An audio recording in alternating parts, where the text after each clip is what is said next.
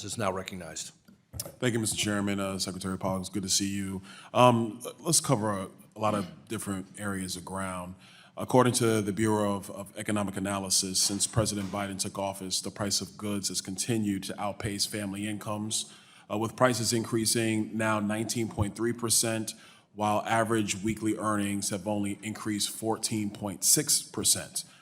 So families have fallen behind with respect to their purchasing power, that they're able to go and acquire goods. What role has government spending played in creating this untenable economic crisis? Close that door, please.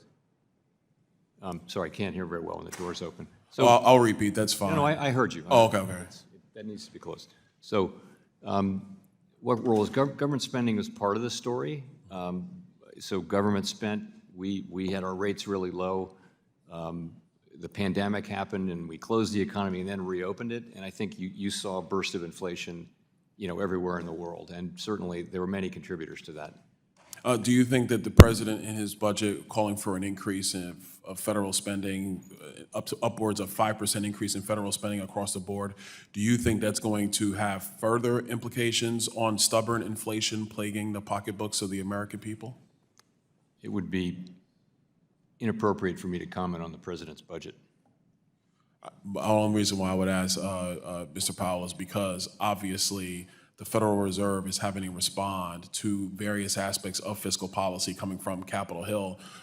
Regardless of the president's budget, would it be appropriate in the current environment for federal spending to increase 5%, 10%, 15%? Honestly, that's a question for elected representatives. We don't play a role in fiscal policy. Oh, fair enough. Is it the view of yourself and the Federal Reserve Board that fiscal policy does create impacts on the Fed's ability to manage monetary policy for the United States? We take fiscal policy as a given, and we're not commentators. We're not the Congressional Budget Office or the Office of Management Budget. Whatever fiscal policy happens up here, we decline all opportunities to be commentators on it. We take it as a given, and that's because we didn't run for office. We don't have that job. We stick to our knitting. And the fact that we're independent really depends on us sticking to what our assignment is, which is to deal with things with the economy as it is.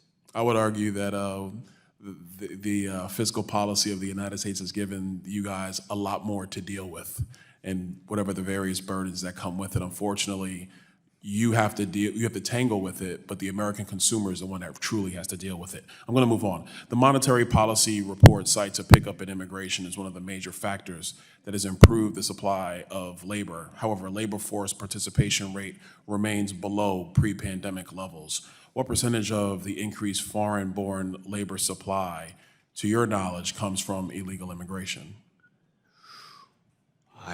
What percentage say it again, the question? What percentage of foreign-born labor comes from illegal immigration?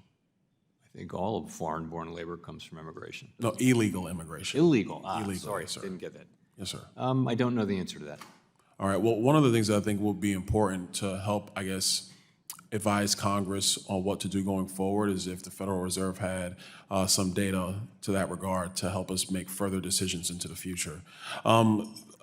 Chairman Powell, let me ask you this one overarching question. Obviously, interest rates, if you compare it over the last 15 years of monetary policy, is at an elevated rate. Does the Fed anticipate any possibility of rates being lowered, whether it's 50 basis points, 100 basis points, at some point over the next year or two? So I guess the question really is where are interest rates going to settle out when all of the effects of the pandemic are really done? And no one knows. This is a great discussion to have, but I think my sense, and pretty commonly people think we probably won't go back to that era between the global financial crisis and the pandemic, where rates were very, very low and inflation was very low, and like extremely low. There were major European countries that had negative 10-year bond rates, right. Negative, and that was not the case here. But I don't think we're going back to rates that are that low. We think that things like the neutral rate are driven by slow-moving forces, but ultimately you can see the effect. We have, our policy rate is over 5% now, And it feels like policy is restrictive, but not, intensely restrictive. So that suggests that the neutral rate of interest, at least as of now, will have risen somewhat, which means rates will be a little higher. Okay, thank you so much. I yield back. Thank you. Gentleman yields back. We now